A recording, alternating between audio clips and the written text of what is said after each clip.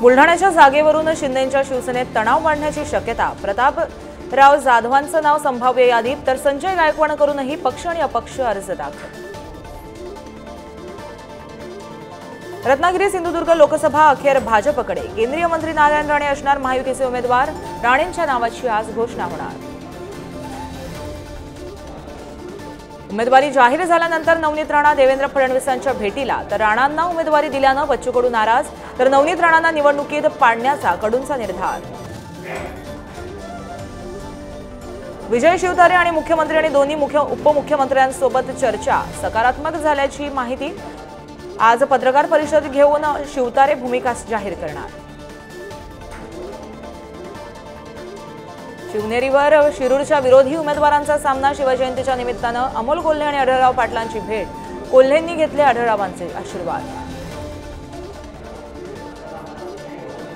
शरद पवार 1 एप्रिलला सातारा दौऱ्यावर। श्रीनिवास पाटलांना पुन्हा निवडणुकीच्या रिंगणात उतरवण्याची शक्यता, तर म्हाडाच्या जागेबाबतही विजयसिंह मोहिते पाटील शरद पवारांची भेट घेणार।